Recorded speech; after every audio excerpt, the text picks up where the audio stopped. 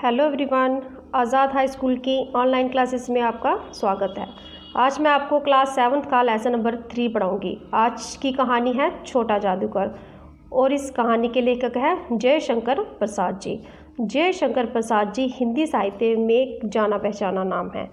इस कहानी का मुख्य पात्र है एक छोटा लड़का। जैसा कि शीर्षक ये बता रहा है कि छोटा जादूगर, ये लड़का जो उम्र में छोटा है पर जादू के खेल दिखाता होगा। तो यहाँ हम देखेंगे इस कहानी में गरीब असहाय बच्चा अपनी आजीविका के लिए, अपने भरण पोषण के लिए जादू के खेल दिखाया करता है और लेखक के सामने जब अपना प्रदर्शन करता है तो लेखक प्रभावित होते हैं और उसकी इस दीन अवस्था में भी उसे भीख न मांगते हुए देखकर साहस के साथ अपने जीवन के संघर्षों से लड़ते हुए स्वाभिमान पूर्वक जीते हुए देखकर उससे प्रभावित होते हैं। लेखक ने इस कहानी में बाल सुलभ करुणा के साथ दायित्वबोध इस बच्चे के माध्यम से जीवंत किया है। छोटा जादूगर के नाम से बुलाने के लिए जब बच्चा कहता है कि मुझे इस नाम से संबोधित कीजिए, तो ये उस लड़के की अपने कर्मों के दृढ़ता और निष्ठा का परिचायक है। और इसी कारण मुख्य पात्र जो कि एक छोटा बच्चा है, वे अपनी गरीबी में भी दयनीय स्थिति में पाठकों के मन में सहानुभूति से अधिक आदर की भावना उत्पन्न करता है। इस कहानी को पढ़ने से पहले थोड़ी सी जानकारी और ले लेते हम कि ये कहानी उस काल की है जब देश ब्रिटिशर्स के अधीन था, यानी कि परतंत्र था और देश की स्वतंत्रता के लिए तरह तरह के आंदोलन किए जा रहे थे और जो लोग इन आंदोलन में भाग लेते थे तो उन्हें जेल में बंद कर दिया जाता था, सज़ा दे दी जाती थी। तो यहाँ लेखक जब एक कार्निवाल में घूमने के लिए जाते हैं, कार्निवाल क्या होता है? एक मेले जैसी योजना होती है, मेला ही होता है, एक तरह का मेला ही होता है जहाँ जनता के मनोरंजन के लिए खेल दिखाए जाते हैं, तरह तरह के प्रदर्शन होते हैं, जादू के खेल भी होते हैं, नाच गाना भी होता है, अभिनय, नाटक, नौटंकी आदि होती है। तो वहाँ पर लेखक घूमने गए हैं और एक छोटे लड़के से मिलते हैं जो अपने जादू से करतब दिखाने वहाँ आया है। और जब लेखक उससे पूछते हैं कि तुम्हारे माता पिता ने तुम्हें मना नहीं किया यहाँ आने के लिए, तब वे कहता है कि उसके पिताजी जेल में हैं, यानी कि देश के लिए जेल में है, क्योंकि किसी स्वतंत्रता आंदोलन में भाग लेने के कारण उनको सज़ा हो गई। और फिर आगे वे कहता है कि अपने भरण पोषण के लिए और अपनी माँ के भरण पोषण के लिए वे जादू के करतब दिखाता है और ये भी बताता है कि जो कुछ भी कमाएगा आज वे अपनी माँ के लिए पथ्य का इंतज़ाम करने के लिए खर्च करेगा। पथ्य क्या होता है? पथ्य रोगी के लिए सुपाच्य भोजन होता है। जो परिस्थितियाँ हैं वे इस बच्चे के अनुकूल नहीं हैं, फिर भी वे साहस के साथ अपने जीवन की लड़ाई लड़ रहा है। तो आइए अब कहानी पढ़ते हैं। कार्निवाल के मैदान में बिजली जगमगा रही थी। चारों ओर हंसी और विनोद का कलनाद गूंज रहा था। कलनाद क्या होता है? ध्वनि। उस छोटे फुहारे के पास एक लड़का चुपचाप शरबत पीने वालों को देख रहा था। उसके गले में फटे कुर्ते के ऊपर से मोटी सी सूत की रस्सी पड़ी थी और जेब में ताश के कुछ पत्ते थे। उसके मुंह पर गंभीरता के साथ धैर्य की रेखा थी। धैर्य होता है धीरज। उसकी ओर ना जाने क्यों मैं आकर्षित हुआ। उसके अभाव में भी कुछ संपूर्णता थी। मैंने पूछा, क्यों जी, तुमने इससे क्या देखा? मैंने सब देखा है। यहाँ चूड़ी फेंकते हैं, खिलौनों पर निशाना लगाते हैं, तीर से नंबर छेदते हैं। मुझे तो खिलौनों पर निशाना लगाना अच्छा लगा। जादूगर तो बिल्कुल निकम्मा है, उससे अच्छा ताश का खेल तो मैं दिखा सकता हूँ, उसने बड़े जोश से कहा। उसकी वाणी में कहीं रुकावट ना थी। मैंने पूछा, और पर्दे में क्या है? वहाँ तुम गए थे? नहीं, मैं नहीं जा सका, टिकट लगता है। मैंने कहा, तो चलो मैं वहाँ तुम्हें ले चलूँ। मैंने मन ही मन कहा, भाई आज के तुम ही मित्र रहे। उसने कहा, वहाँ जाकर क्या कीजिएगा? चलिए निशाना लगाया जाए।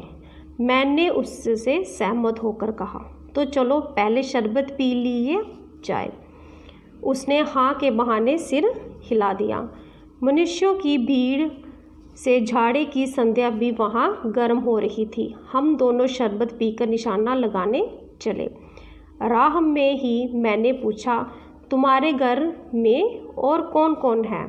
माँ और बाबूजी। शब्द भंडार देखो। निकम्मा होता है जो किसी काम का न हो। वाणी आवाज़।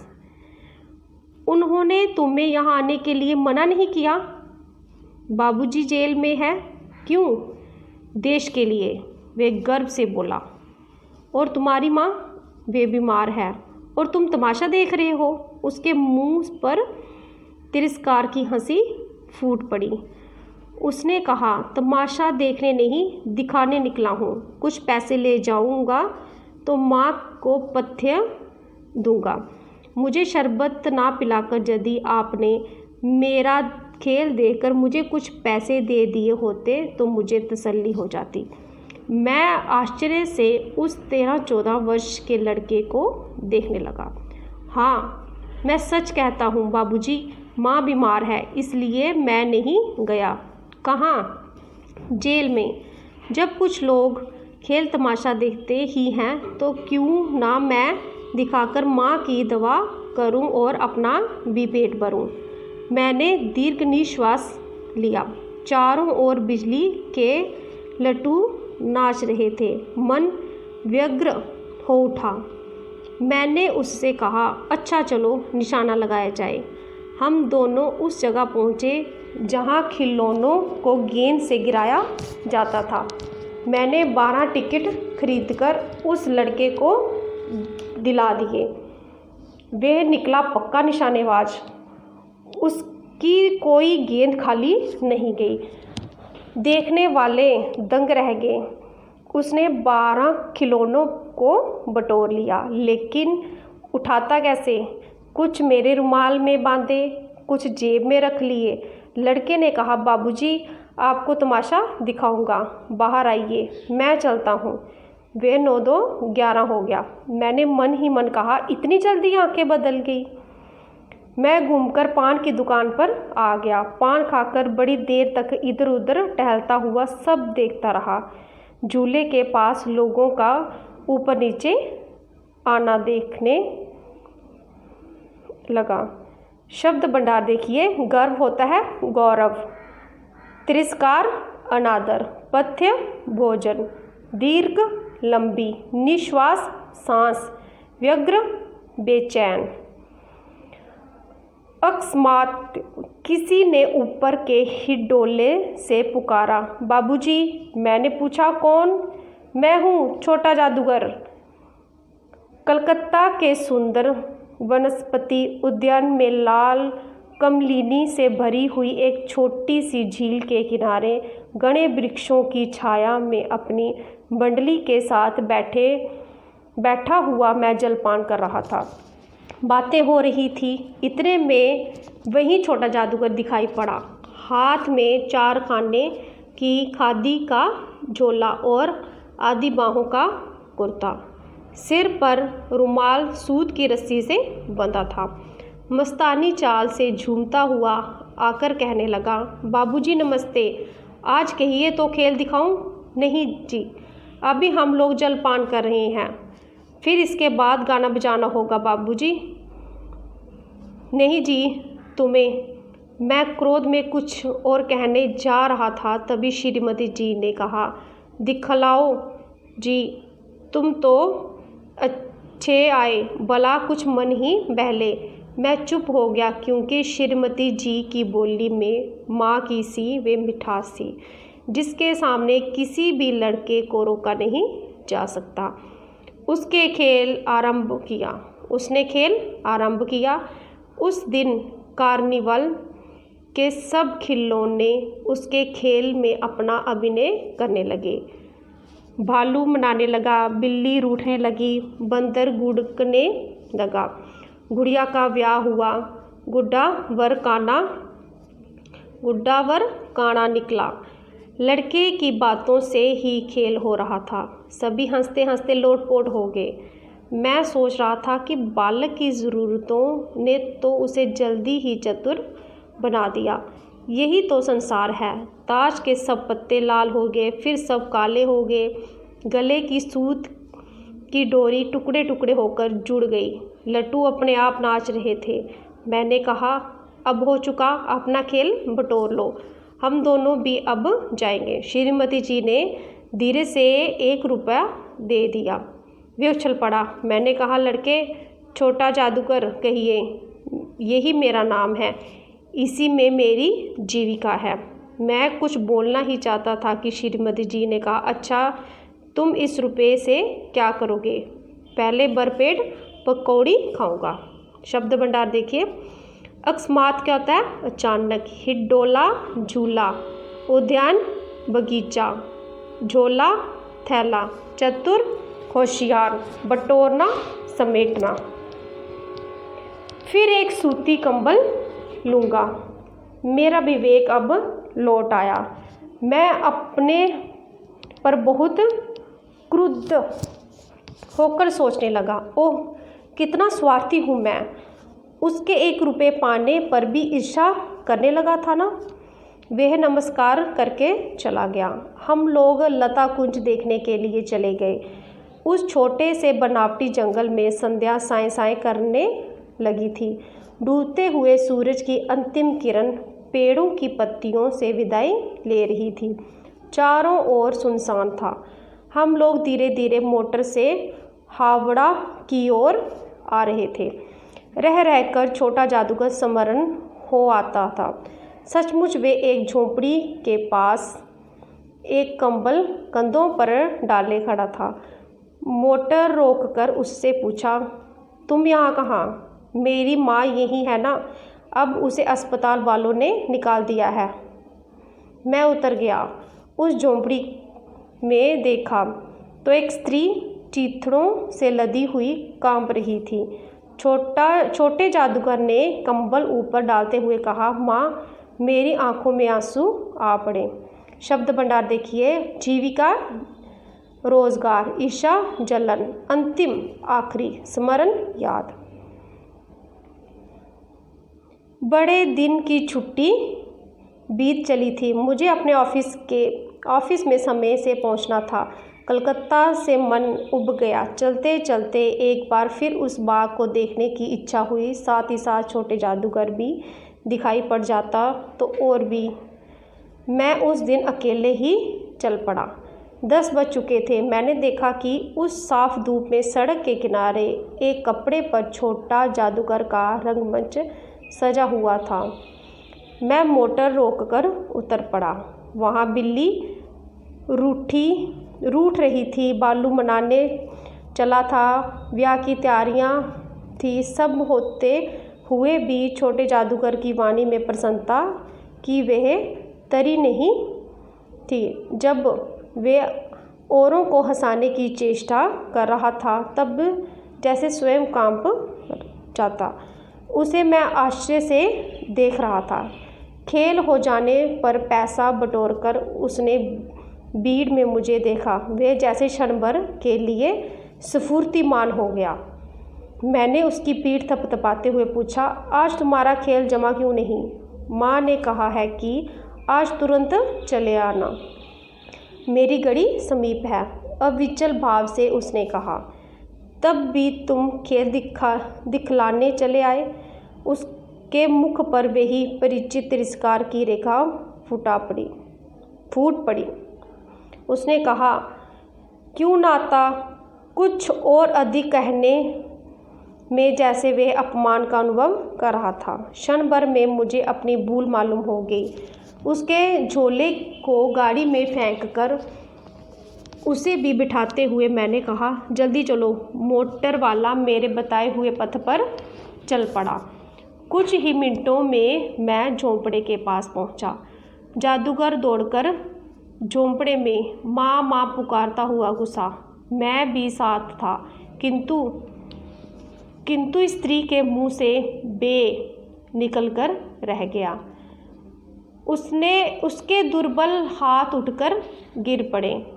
जादूगर उससे लिपटा रो रहा था। मैं भौचक्का खड़ा था। उस साफ धूप में सारा संसार जादू सा मेरे चारों ओर नाच रहा था। आगे देखिए, शब्द भंडार। चेष्टा, कोशिश, स्फूर्तिमान, चुस्त, समीप, पास, अविचल, स्थिर, भौचक्का, अचंभे में पड़ जाना। उच्चारण अभ्यास। ये शब्द है कठिन शब्द, इनका आपने लिखकर और बोलकर अभ्यास करना है। कलनाद, संपूर्णता, तसल्ली, निशानेबाज, वनस्पति, चारखाने, ईर्ष्या, चेष्टा, दुर्बल, स्मरण, अकस्मात, स्फूर्तिमान। आगे देखिए, रचनाकार का परिचय, जिनकी जयशंकर प्रसाद जी का परिचय देखना है। जयशंकर प्रसाद का जन्म 30 जनवरी 1889 को वाराणसी, उत्तर प्रदेश में हुआ। हिंदी के सुप्रसिद्ध नाटककार, उपन्यासकार एवं कथाकार जयशंकर प्रसाद जी का हिंदी, संस्कृत, फारसी और उर्दू सभी भाषाओं पर पूर्ण अधिकार था। ध्रुव स्वामिनी, अजातशत्रु और चंद्रगुप्त इनके प्रमुख नाटक हैं। कंकाल, तितली आदि इनके प्रसिद्ध उपन्यास हैं। आंसू, लहर, कामिनी, झरना आदि इनकी सुप्रसिद्ध काव्य कृतियाँ हैं। अपने छोटे से जीवन में इन्होंने अपनी रचनाओं से हिंदी साहित्य के कोश को निरंतर समृद्ध किया है। 14 जनवरी सन 1937 को वाराणसी में इनका निधन हो गया। आगे देखिए, अभ्यास के लिए पाठ ज्ञान। मौखिक प्रश्न। क पाठ। छोटा जादूगर कौन था? लेखक की उससे पहली मुलाकात कहाँ हुई थी? उत्तर है, छोटा जादूगर 13-14 वर्ष का बच्चा था। लेखक की उससे पहली मुलाकात कार्निवाल के मैदान में हुई थी। ख, छोटे जादूगर के परिवार में कौन कौन था? इसका उत्तर है, छोटे जादूगर के परिवार में उसके माता और पिता थे। आगे ग पाठ। छोटे जादूगर ने ऐसा क्यों कहा कि तमाशा देखने नहीं दिखाने निकला हूँ? इसका उत्तर है, लेखक ने जब छोटे जादूगर से कहा कि तुम्हारी माँ बीमार है और तुम तमाशा देख रहे हो, तो इसलिए छोटे जादूगर ने कहा कि मैं तमाशा देखने नहीं दिखाने निकला हूँ। ग पाठ। छोटे जादूगर को जादू का खेल क्यों दिखाना पड़ता था? इसका उत्तर है, छोटे जादूगर को अपनी माँ का और अपना भरण पोषण करने के लिए जादू का खेल दिखाना पड़ता था। आगे के सारे ये आगे देखिए, बहुविकल्पीय प्रश्न। सही उत्तर पर टिक का निशान लगाना है आपने। क पाठ। कार्निवाल के मैदान में चारों ओर क्या गूंज रहा था? इसका सही उत्तर है, हंसी और विनोद का कलनाद। ख पाठ। छोटे जादूगर के पिता जेल में क्यों थे? इसका सही उत्तर है, देश के स्वतंत्रता संग्राम में भाग लेने के कारण। ग पाठ। बालक की ज़रूरतों ने उसे क्या बना दिया था? इसका उत्तर है, चतुर। घ पाठ। ओह कितना स्वार्थी हूँ मैं, लेखक ने ऐसा क्यों सोचा? क्योंकि, इसका उत्तर है, क्योंकि उसे 1 रुपया देने पर लेखक को ईर्ष्या हुई। लघु उत्तरीय प्रश्न। ये उत्तर आपको डिस्क्रिप्शन बॉक्स में मिल जाएंगे। दीर्घ उत्तरीय प्रश्न ये भी मिल जाएंगे। ये सारे के सारे आपको डिस्क्रिप्शन बॉक्स में मिल जाएंगे। भाषा और व्याकरण। हिंदी भाषा में प्रयुक्त होने वाले भारत के विभिन्न क्षेत्रों से लिए गए स्थानीय बोलियां या भाषाओं के शब्द देशीय शब्द कहलाते हैं, जैसे झाड़ू, इडली, लोटा, खटिया आदि। हिंदी भाषा में प्रयुक्त होने वाले विदेशी भाषाओं के शब्द विदेशी शब्द या आगत शब्द कहलाते हैं। जैसे अक्ल ये अरबी, रेल अंग्रेजी का है, अनानास पुर्तगाली, हफ्ता फारसी इत्यादि। पाठ से चुनकर तत्सम तद्भव देशज और विदेशज शब्दों के कुछ उदाहरण लिखिए। ये आपने पाठ में से चुनकर लिखने हैं, यह आपने खुद करना है। जो शब्द क्रिया की विशेषता बताते हैं वे क्रिया विशेषण शब्द कहलाते हैं। जैसे धीरे धीरे चलो, क्रिया विशेषण के 4 भेद हैं। रीतिकाल, काल, रीतिवाचक, कालवाचक, स्थानवाचक और परिमाणवाचक। रीतिवाचक में देखो कौन कौन से शब्द हैं? अवश्य, अचानक, शीघ्रता से। कालवाचक में बार बार, कल, आजकल आदि। और स्थानवाचक में इधर, वहाँ, उधर आदि। परिणामवाचक में बहुत, कम आदि और अधिक आदि। नीचे दिए गए क्रिया विशेषणों के सामने उनके भेदों के नाम लिखिए। अवश्य क्या है? रीतिवाचक, यहाँ स्थानवाचक, कल कालवाचक, पर्याप्त परिमाणवाचक, कुछ परिमाणवाचक, थोड़ा ये भी परिमाणवाचक है, अचानक ये है रीतिवाचक। वर्णों को संयोजित कर शब्द बनाइए। इन्होंने अलग अलग करके लिखे हैं, आपने इनको जोड़कर इधर खाली स्थान में लिखना है। न ई क म आ क्या बन गया? निकम्मा। आगे दूसरा है रुकावट, तीसरा निशाना, आगे चौथा है अभिनय, पांचवा उद्यान और छठा स्वार्थी। ये आपने जोड़कर इधर लिखने हैं। शब्दों में प्रयुक्त उपसर्गों से 2-2 शब्द बनाइए। उपसर्ग होते हैं जो किसी शब्द से पहले लगते हैं। जैसे पहला है स उपसर्ग, दूसरा है अभी, तीसरा है नी, चौथा है प्र, पांचवा है अवि और छठा है अप। इसी में से आपने इनके आगे 2-2 और बनाने हैं। संपूर्णता के आगे देखो क्या बनाना है? स वाला संचार, संसार, अभि वाला अभिमान और अभिशाप, नी वाला बनाना है निषेध और निवास, प्र वाला प्रभात प्रचार, अवि आविष्कार अविश्वास, अप वाला अपराध अपशब्द। आगे देखिए पांचवा प्रत्यय जोड़कर शब्द बनाइए। आकर्षण जमा इत क्या बन गया? आकर्षित। संपूर्ण जमा ता क्या बन गया? संपूर्णता।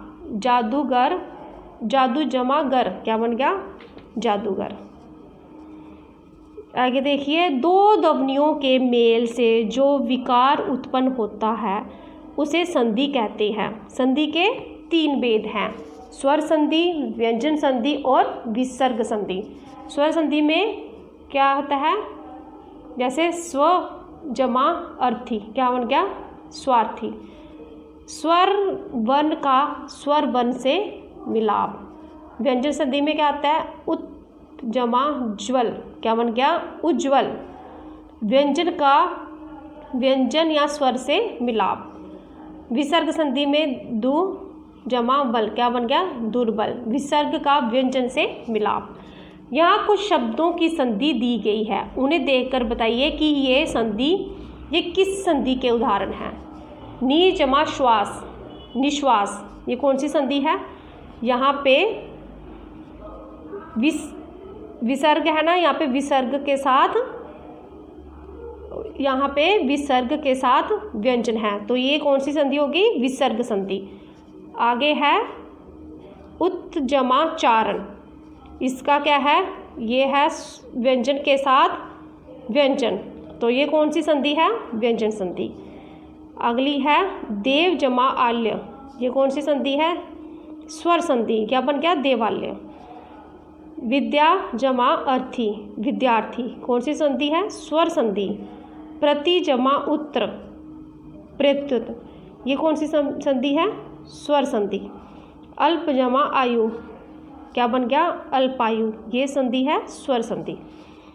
आगे देखिए, नीचे दिए गए मुहावरों का अर्थ देखकर वाक्यों में प्रयोग कीजिए। क पाठ, हंसते हंसते लोटपोट होना, यहाँ पे पहले इनका अर्थ लिखना है, फिर वाक्य बनाना है।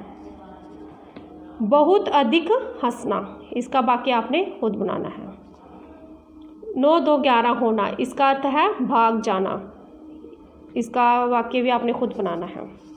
हक्का बक्का रह जाना, हैरान होना। घड़ी समीप आना, अंत समय आना। आंखें बदलना, बदल जाना। ये इनके अर्थ है और इनके वाक्य आपने खुद करने हैं। Thank you.